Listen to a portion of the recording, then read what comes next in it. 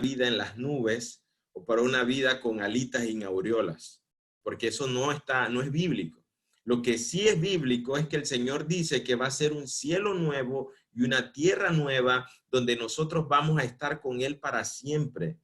El Señor nos da muestras de cómo va a ser esa tierra, ese lugar donde nosotros vamos a estar con Él para siempre. El Señor muestra desde el Génesis cómo el Señor estableció con Adán que labrase la tierra, un lugar donde Él tuviese control, dominio, un lugar que estaba fundamentado aquí mismo en la tierra. Génesis capítulo 2, versículos del 16 al 17, el Señor le dijo a el hombre, Adán, yo no quiero que tú mueras, yo quiero que tú siempre estés conmigo. Y esa definición de morir viene de separación. El hombre cuando está separado de Dios está muerto. Génesis capítulo 2 dice así, versículo 16, y mandó Jehová Dios al hombre diciendo, de todo árbol del huerto podrás comer, mas del árbol de la ciencia del bien y del mal no comerás, porque el día que de él comieres, ciertamente morirás. Y el Señor está manifestándole al hombre aquí cuál es la voluntad de él. Yo no quiero que mueras, yo quiero que tengas vida. Pero el hombre desobedece al Señor. El hombre voluntariamente come de ese fruto que el Señor le dijo que no lo hiciese, actuando en su propia voluntad, actuando en su albedrío, y da a la luz la muerte. Por lo que se evidencia que la voluntad del hombre siempre va a dar luz la muerte, y la voluntad de Dios va a dar luz la vida. La voluntad del hombre que da luz la muerte es contraria a la de Dios. La voluntad de Dios es buena, es agradable, es perfecta, pero la voluntad del hombre, aunque parezca buena, nunca podrá ser mejor que la voluntad de Dios. Nunca podrá ser superior a la voluntad de Dios. Hay muchos planes que al hombre le parecen de bien, pero su fin son fin de muerte. Hay muchos planes que al hombre sus proyectos les parecen excelentes, exitosos, muy buenos, pero nunca fueron consultados con Dios, nunca fueron fundamentados sobre todo para darle la honra y la gloria a Dios, sino para darle la honra y la gloria al hombre. Y esto principalmente evidencia por qué es contraria la voluntad de un hombre ético, moral, estableciendo juicios y conductas que aunque parezcan buenas, son para su honra y su gloria y no para darle honra y gloria al Creador. La voluntad del hombre siempre separado de Dios da a luz muerte, pero la voluntad de Dios siempre da a luz la vida. Esa enemistad es clara y evidente y se muestra la palabra en Isaías capítulo 52, cuando la misma profeta Isaías manifiesta ahí en la palabra que los pecados del hombre han hecho división entre Dios y los hombres para que él no escuche. Isaías capítulo 52 dice allí claramente que el Señor quiere que nosotros tengamos vida y vida en abundancia. Perdón, Isaías capítulo 59 dice así, he aquí que no se ha cortado la mano de Jehová para salvar, ni se ha agravado su oído para oír, pero vuestras iniquidades han hecho división entre vosotros y vuestro Dios, y vuestros pecados han hecho ocultar de vosotros su rostro para no oír. Entonces, esa enemistad entre Dios y el hombre es producto de la desobediencia del mismo hombre, que dio a la luz la muerte y por ende esa enemistad de Dios con el hombre. El hombre no puede acercarse a Dios mediante sus buenas obras, mediante su ética y su moral. No puede acercarse a Dios, porque Dios ha manifestado en su ley lo que Él es. No matarás, no robarás, no codiciarás, no adulterarás, amarás al Señor con todo tu corazón. Pero el hombre evidencia con su conducta que no puede cumplir ninguno de ellos. por su propia voluntad, él no puede acercarse a Dios. Por lo que Dios estableció un juicio al hombre en el cual nosotros vemos reflejado a través de cómo entró el pecado en el hombre a través de Adán. Romanos capítulo 5, versículo 12 dice, por tanto, como el pecado entró en el mundo por un hombre y por el pecado la muerte, así la muerte pasó a todos los hombres por cuanto todos pecaron. Todos pecaron. Todos caen bajo el juicio de Dios. Romanos capítulo 3, versículo 23 dice, por cuanto todos pecaron y están destituidos de la gloria de Dios. Basado en este argumento bíblico, no hay uno solo justo en la tierra. No hay ninguno que pueda proferir, decir que él no ha pecado, que él no es pecador. La palabra menciona por cuanto todos pecaron y están destituidos de la gloria de Dios. No hay quien haga lo bueno. No hay quien se acerque a Dios. Hay un juicio delante del hombre, producto de que él está separado de Dios completamente. No puede acercarse a él con sus obras. Entonces vemos que en Romanos capítulo 5, versículo 19, el Señor manifiesta que la única forma en la cual nosotros podamos acercarnos nuevamente a Él es a través de nuestro Señor Jesucristo. ¿Cómo lo dice? Romanos capítulo 5, versículo 19. Porque así como por la desobediencia de un hombre los muchos fueron constituidos pecadores, así también por la obediencia de uno los muchos serán constituidos justos. Por lo cual, a través de esta manifestación de la ley de Dios, el hombre es culpable. El hombre no puede acercarse a Dios. El hombre no puede cumplir ni un solo mandamiento de la ley, ni puede forzarse para decir que por el cumplimiento de él, de esa ley que el Señor ha establecido, él pueda ser considerado justo y justificado. Por eso que el Señor, por gracia, dio a un hombre, a su Hijo, para que todo aquel que en él cree no se pierda, mas tenga vida eterna. Dios tiene un plan de salvación para ti. Dios tiene un plan de salvación para el hombre. Eso te involucra a ti, que estás escuchando este mensaje. Dios tiene un mensaje de salvación para ti. Hemos visto que a la luz de la palabra todos somos culpables, que a la luz de la palabra el hombre no puede acercarse a Dios por sus buenas obras, no puede hacerlo. Pero Dios ha establecido, dio a su Hijo para que a través de la fe en Él tú puedas nuevamente ser amistado con Dios. Y el Señor manifiesta allí en el Evangelio de Juan, Juan capítulo 1, versículo 4, nosotros vemos cómo ese Dios que está presente desde el Génesis, cuando dijo, hagamos al hombre conforme a nuestra imagen y nuestra semejanza, esta misma creación, esta misma unión, Padre, Hijo y Espíritu Santo, desde la creación, decía, en el principio el Espíritu de Dios se movía sobre la faz de las aguas. Ahora la vemos en el Evangelio de Juan, que dice, en el principio era el Verbo, y el Verbo era con Dios, y el Verbo era Dios. Este era en el principio con Dios. Todas las cosas por Él fueron hechas, y sin Él nada de lo que ha sido hecho fue hecho.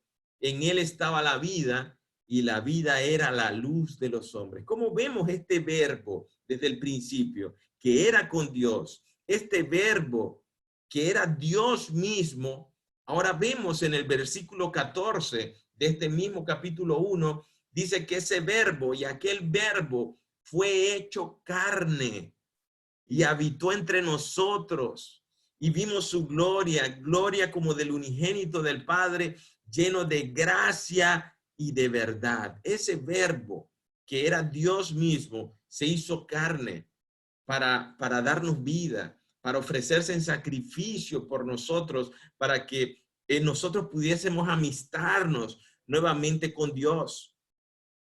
¿Qué desea Dios para mí? Y esa es una pregunta que muchas personas se hacen. Cuando se le es presentada el evangelio, muchas personas dicen, ¿cuál es el plan de Dios para mí? ¿Qué quiere Dios para mi vida? ¿Qué quiere Dios para mí a través de esta situación que yo estoy viviendo, a través de esta vida que a veces no le encuentro sentido? ¿Cuál es el deseo de Dios para mi vida?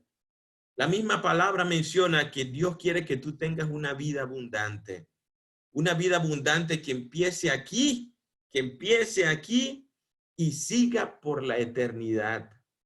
Dice la palabra en Juan capítulo 10, versículo 10. El ladrón, refiriéndose a Satanás, no viene sino a hurtar y matar y destruir. Yo he venido para que tengan vida y para que la tengan en abundancia. El fin de Satanás para tu vida es matarte. El fin de Satanás para tu vida es destruirte. El fin de Satanás para tu vida es que tú nunca escuches el evangelio ni lo entiendas, que no entiendas el mensaje de salvación que Dios tiene para tu vida. El mensaje que da vida, Satanás quiere bloquearlo para que tú no entiendas que lo que Dios quiere para tu vida es darte una vida abundante. La palabra menciona que Satanás tiene 3 propósitos: hurtar, matar y destruir. Él ha sido mentiroso desde el principio. Pero el fin de Dios es que tú tengas vida y que la tengas en abundancia. Y de igual forma, no solamente que tengas vida abundante en gozo, paz en el espíritu desde hoy, sino que el Señor quiere dártela por la eternidad. Juan capítulo 3, versículo 16 dice, porque de tal manera amó Dios al mundo, que ha dado a su Hijo unigénito para que todo aquel que en Él cree, en Él, no en sí mismo, no en las obras del hombre, sino en Jesús, que en Él cree, no se pierda, mas tenga vida eterna. Y cuando vemos la palabra perder, analizada en este versículo, ¿qué está perdido? Cuando la palabra menciona que algo está perdido, no sirve. Usted, si se le pierde una llave de su casa, esa llave no sirve para abrir una puerta porque está perdida. No sirve para nada. Algo que usted haya extraviado, un martillo, se me extravió el martillo, ese martillo no sirve porque está perdido. De igual forma, una persona que está perdida no tiene utilidad. Está en un lugar llamado infierno, y si está en ese lugar llamado infierno, se perdió para la eternidad porque no tiene utilidad. Y el Señor, cuando manifestó en Génesis, cuando le dijo al hombre, el día que comas de ese árbol, ciertamente morirás. Le está diciendo, yo no quiero eso para ti. Yo no quiero ese juicio para ti. Producto de una desobediencia, tú vayas a aquel lugar donde todos estarán perdidos por la eternidad. El Señor dice en su palabra, para que todo aquel que en Él cree no se pierda. Está estableciendo, manifestando su voluntad, reafirmando lo que le dijo a Adán desde el principio, no quiero que te pierdas. Y hoy el Señor te dice que Él no quiere que tú te pierdas. Él no quiere que tú te pierdas. Él quiere, dice la palabra, que tengas vida eterna con Él.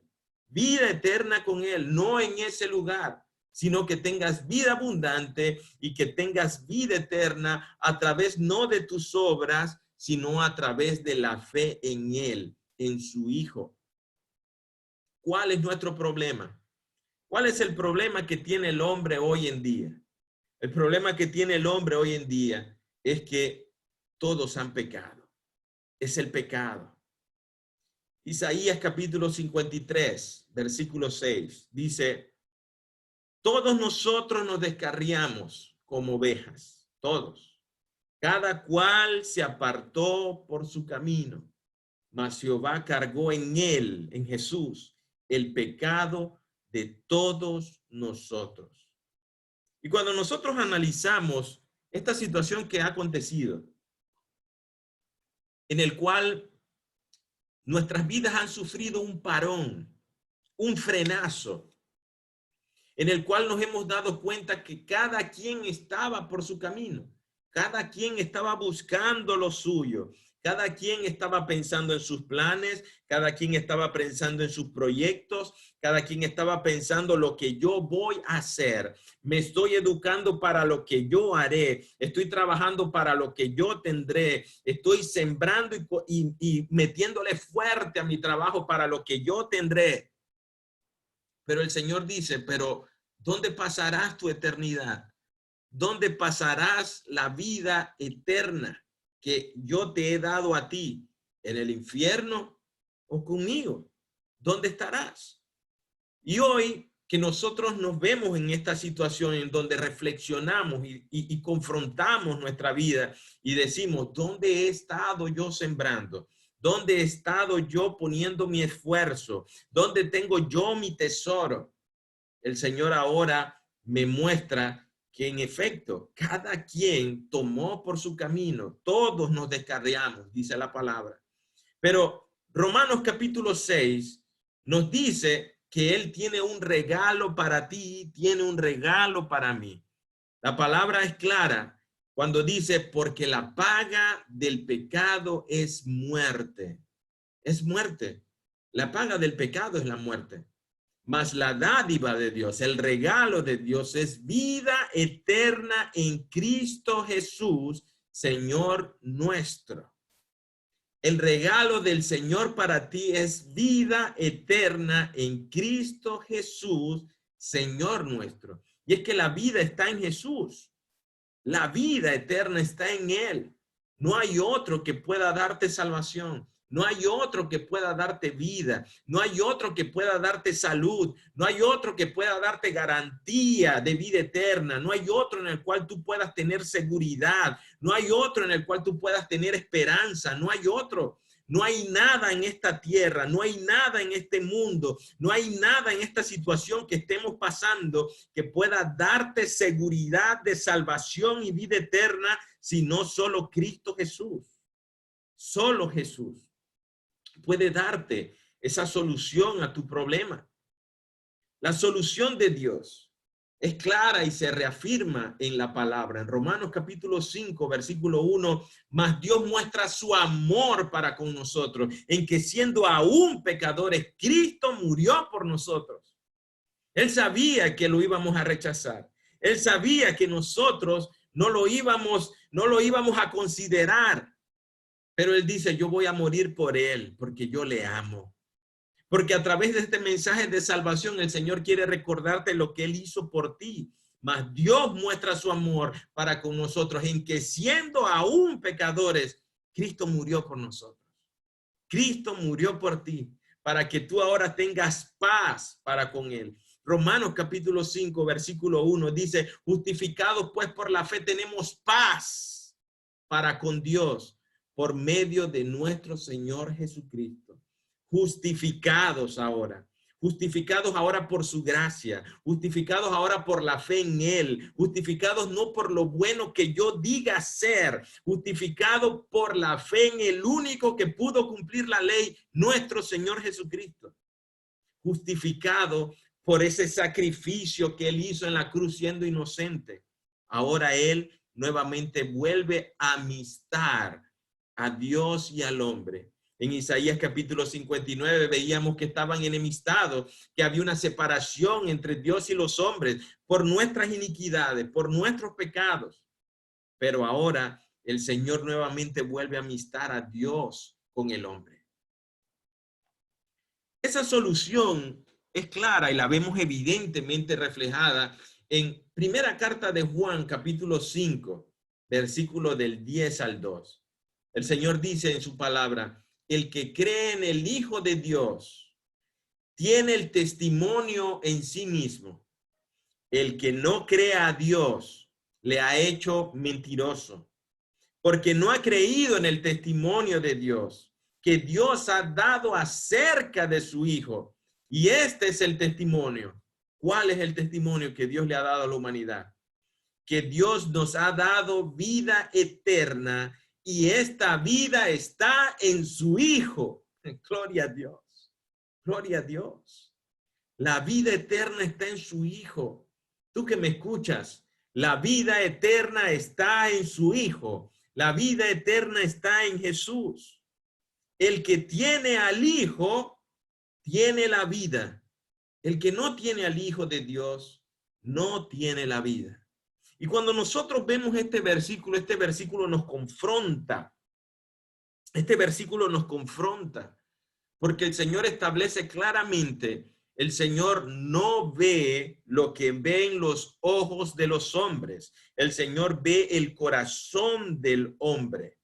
No hay otro nombre dado a los hombres por el cual nosotros podamos ser salvos, sino solo Cristo Jesús.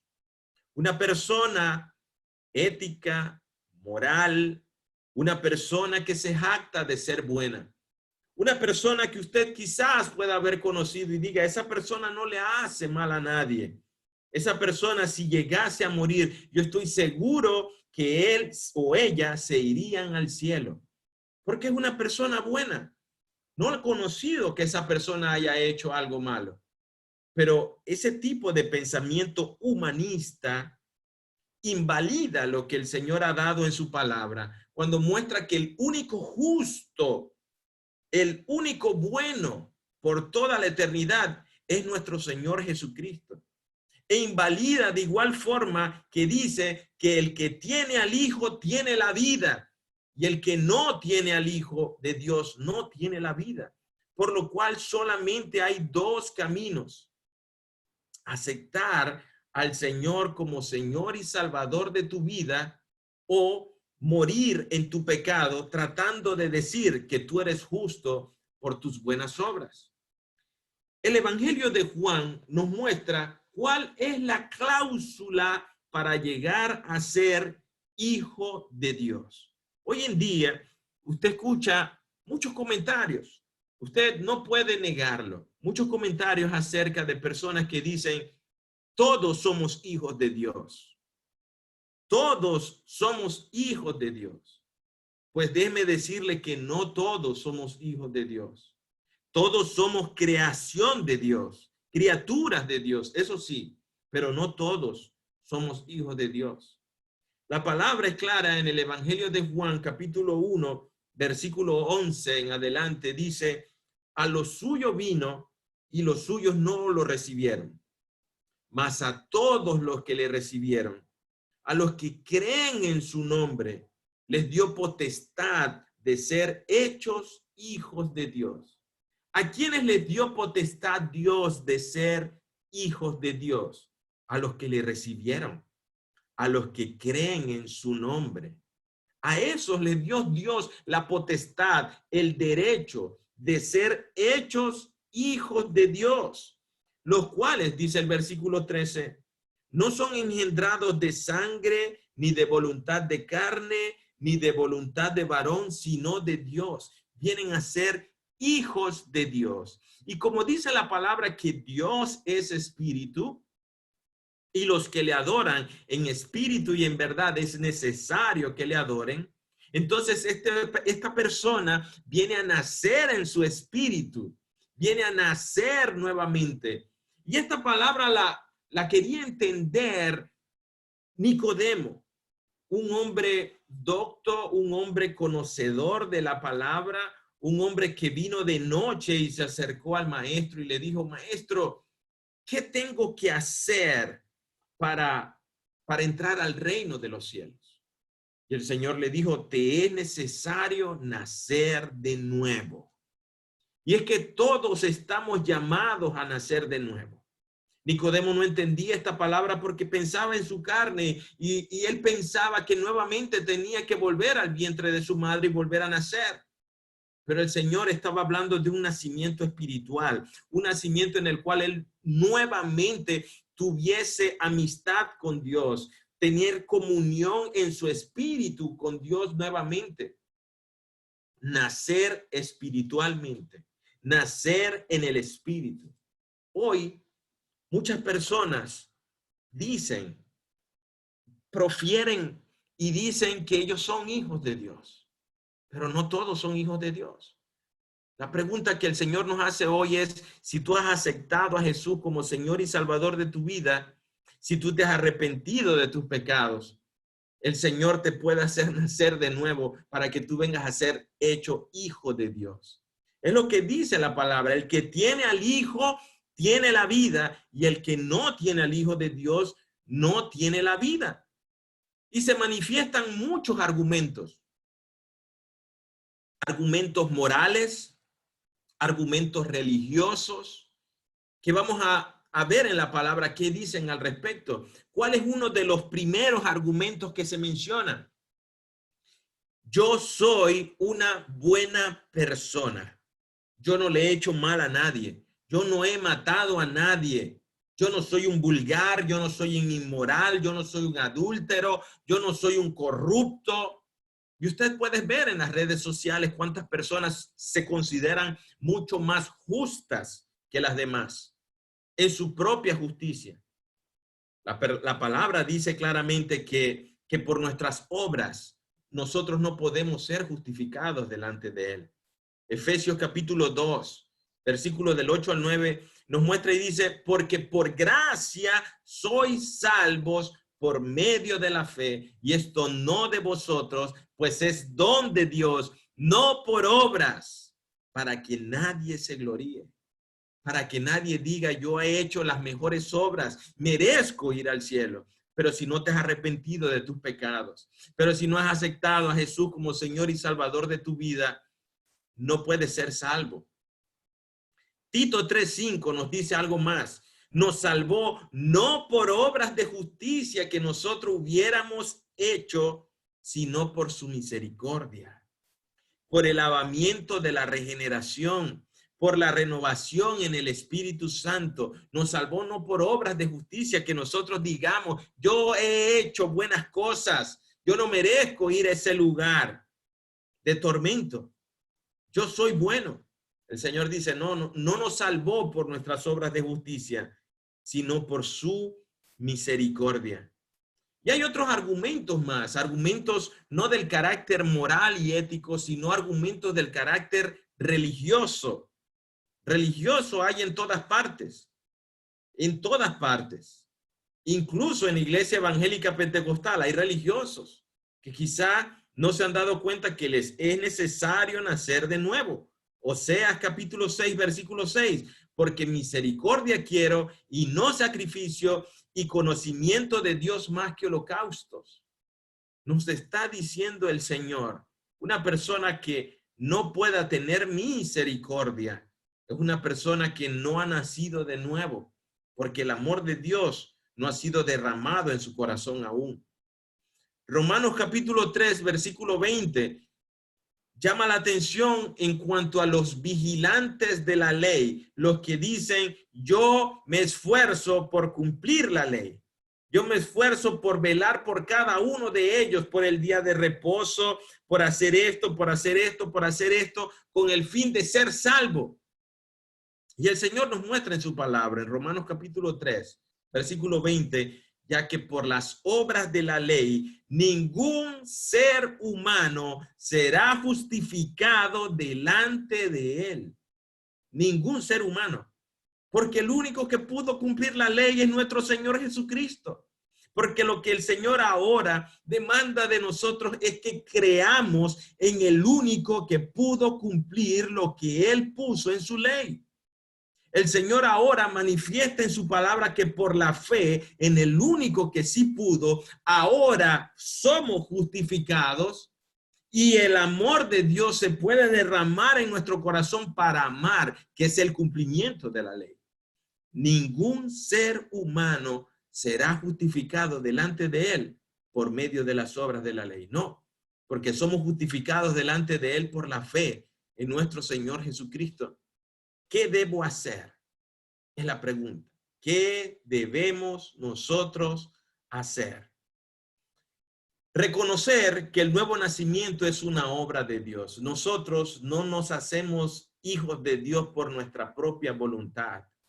Juan capítulo 1, en el versículo 13, nos dice, los cuales no son engendrados de sangre ni de voluntad de carne. O sea, no voluntariamente nosotros nos hacemos hijos de Dios, ni de voluntad de varón, sino de Dios. Sino de Dios. Juan 3:3 nos dice, respondió Jesús y le dijo, de cierto te digo, que el que no naciere de nuevo no puede ver el reino de Dios. ¿Qué tan importante es a lo largo de la historia, a lo largo de toda la doctrina cristiana que usted alguna vez pudo llegar a escuchar?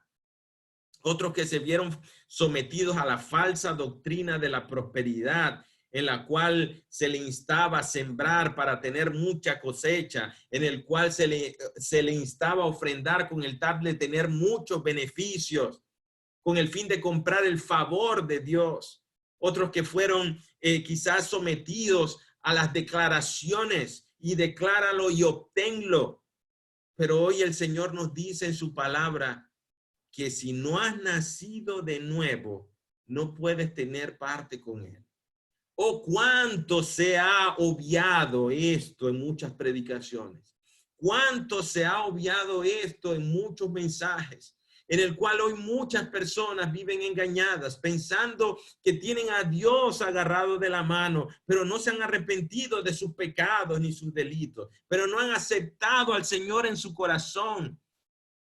Es necesario nacer de nuevo. Eso fue lo que le dijo el Señor Jesús a Nicodemo. Nicodemo, si tú no te arrepientes de tus pecados, si tú no aceptas que yo soy tu Señor y tu Salvador, tú no puedes tener parte en el reino de Dios.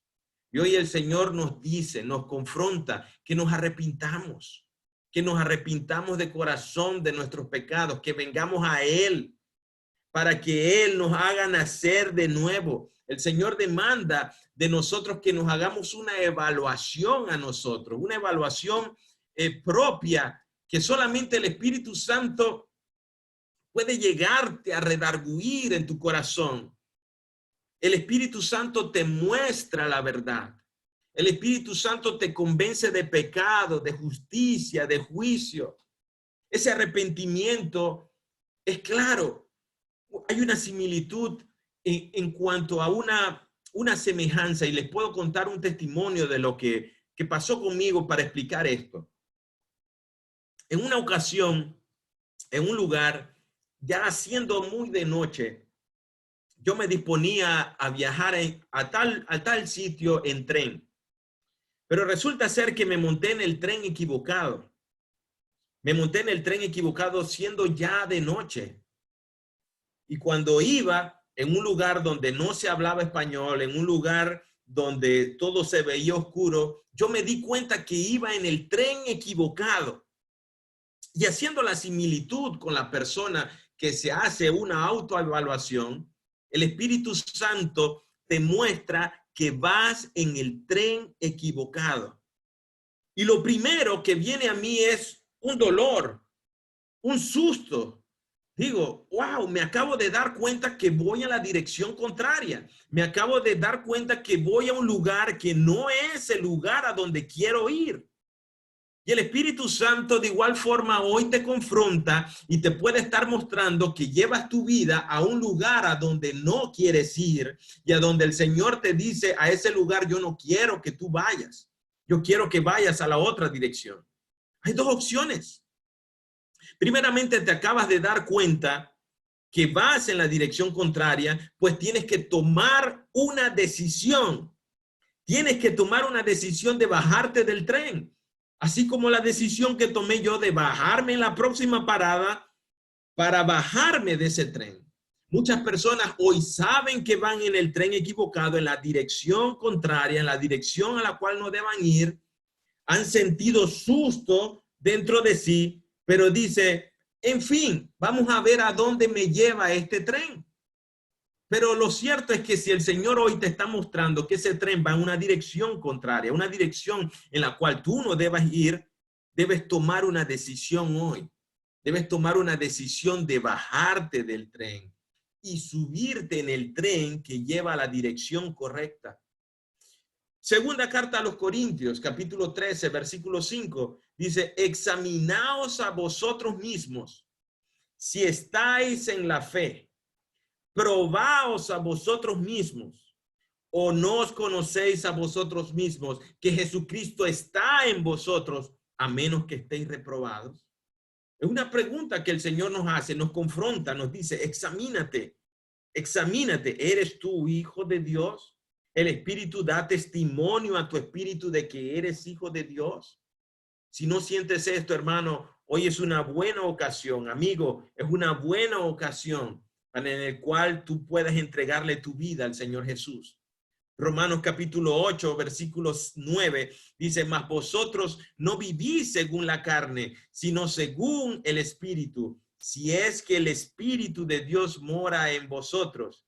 Y si alguno no tiene el Espíritu de Cristo, no es de él. Si alguno no tiene dentro de sí mismo al Espíritu Santo de Dios morando en tu corazón, no eres de Dios, no eres hijo de Dios. Es algo que solamente tú puedes entender, es algo que solamente tú puedes darte cuenta, porque el Espíritu Santo te dará testimonio si tú eres hijo o no eres hijo, si has sido adoptado o no has sido adoptado por él. Esa experiencia de nuevo nacimiento implica varias cosas. Implica reconocer de que somos pecadores, que hemos ofendido a Dios. Implica apropiarte del perdón de los pecados que solamente Él puede dar por su vida que fue entregada en esa cruz. Y como era justo, fue resucitado. Implica que tenemos que determinarnos a vivir en santidad solo por el Espíritu Santo que ahora está en nosotros, que nos ayuda. Implica honrar y agradecer a Dios públicamente por su salvación. Implica un compromiso sin retroceso con Jesús, tomar una decisión. He conocido la verdad, agárrate de la verdad y no te sueltes. Oh, hermano, qué tan importante este mensaje. Te puedo dar testimonio que no hay un punto en la historia en el cual este mensaje haya sido tan importante como el que está presentándote a ti hoy. En estos tiempos en el cual estamos viviendo, en el cual toda la humanidad, en el cual todos los que habitan en esta tierra se están dando cuenta que algo está aconteciendo en el mundo. Este testimonio que el Señor da ahora a la humanidad y llama al arrepentimiento a través de este canal, a través de este medio de comunicación en el cual el Señor insta a todo el que escucha este mensaje que se arrepienta de corazón. Implica a que tomes una decisión, un compromiso sin retroceso por Jesús, a confiar exclusivamente en la obra de Jesús para ser perdonado por su gracia, no por cumplimiento de ley, porque el único que pudo cumplir la ley es nuestro Señor Jesucristo. Y ahora soy justificado porque Él la cumplió. He creído que yo era indigno, he comprendido que yo no podía, pero que Él sí pudo. Y que por la fe en Él, ahora yo soy justificado por la fe en Jesucristo. Ahora tengo paz para con Dios. ¿Quieres que Dios te haga nacer de nuevo? Es la pregunta para ti en el día de hoy. ¿Quieres que Dios te haga nacer de nuevo? Pues la palabra te hace esta invitación a ti hoy. Amigo, tú que estás aquí en este lugar. Si escuchares hoy la voz del Señor, no endurezcas tu corazón. No endurezcas tu corazón. Si tú has venido hasta aquí a escuchar este mensaje, es porque el Señor tiene un plan para tu vida. Porque el Señor te ama como nunca nadie te ha amado. Si nunca nadie te ha dicho que te ama, el Señor te ama y quiere hacerte nacer de nuevo. Quiere que tú estés con Él por siempre. No quiere que te pierdas, sino que tengas vida eterna. Romanos capítulo 10, versículo del 9 al 10 dice finalmente que si confesares con tu boca que Jesús es el Señor, oh gloria a Dios. Si tú confiesas con tu boca, si tú profieres con tu boca, si tú proclamas, si tú dices algo, la palabra menciona La palabra dice claramente que de la abundancia del corazón habla la boca. Si tú confiesas con tu boca que Jesús es el Señor, que Él ahora es el Señor de tu vida, que tú ahora no decides, que tú ahora consultas con Él, que ahora no vives tú, sino que vive Cristo en ti. Si tú dices, Él es mi Señor. Y dice aún más, y creyeres en tu corazón. El efecto que ha pasado dentro de ti, ahora tú lo proclamas por tu boca. Tú crees en tu corazón que Dios le levantó de los muertos. El cristianismo, como lo hayas entendido anteriormente, en el Dios creador de todas las cosas, en el Dios inalcanzable, en el Dios todo santo y justo que lo es, pero que está tan lejano, el Señor quiere estar cercano a ti. Y el Señor es todo hombre, todo Dios.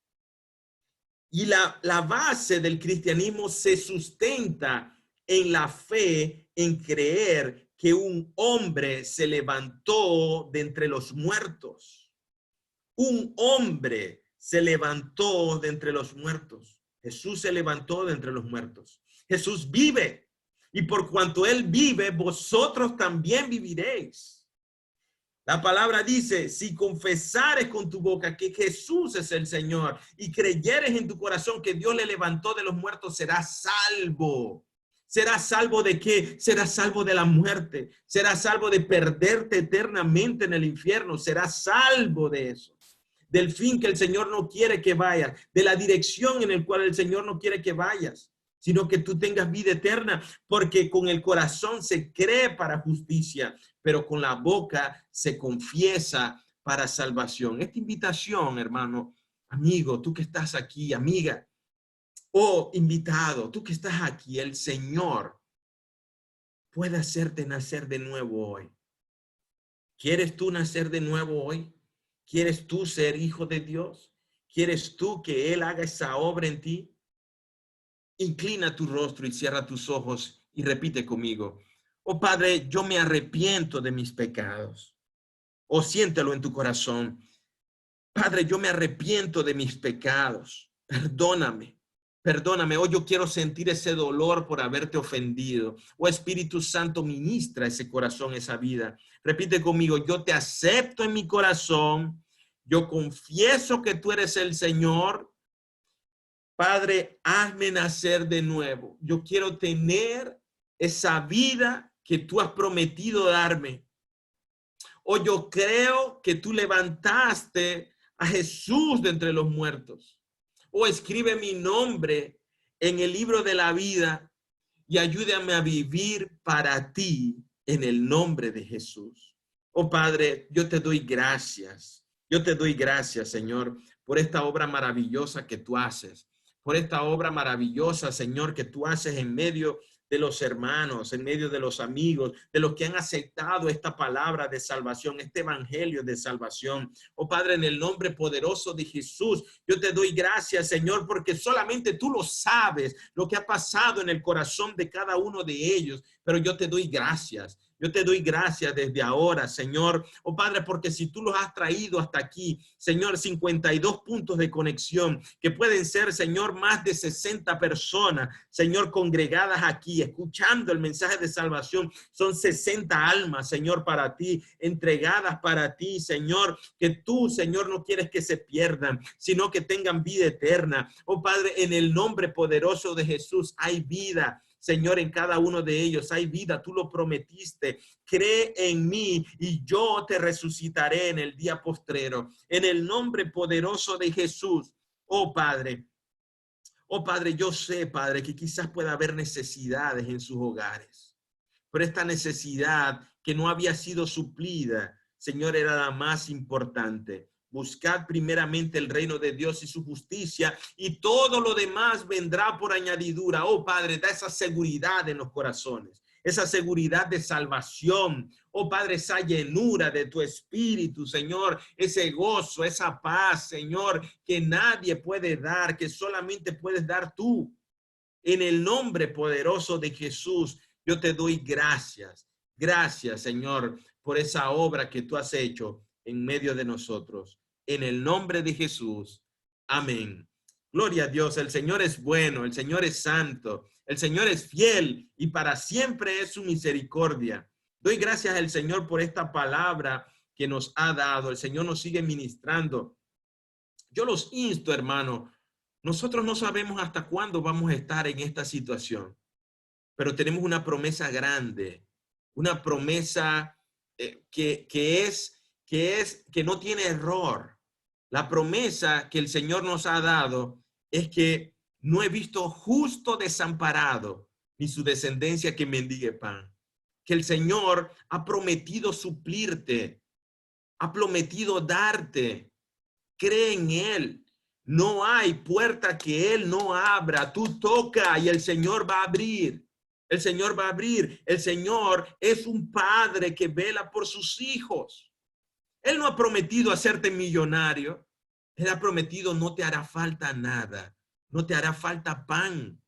Clama y el Señor va a dar en el nombre poderoso de Jesús. Si tú formas parte, si tú has venido hasta aquí, el Señor ha prometido proveerte espiritualmente, sobre todo, para que tú tengas garantía de salvación. Pero no temas, porque el Señor está contigo. No desmayes, porque yo soy tu Dios. El Señor quiere darte gozo, paz, seguridad. Ten paz en medio de la tormenta. Ten paz, ten paz. Él va a hacer. Cree en Él, Él va a hacer. Eso es fe. Es que no lo veo. Eso es fe. Cree en Él y Él va a hacer la obra. Solo te pido, dice la palabra, que seas valiente y no desmayes, que clames a Él, que permanezcas unido a Él. Tú has comprendido que esta es la verdad. Si tú has comprendido que esta es la verdad, agárrate de ella y no te sueltes. Tenla ahí. Yo, Padre, lo tengo, no lo suelto hasta el final.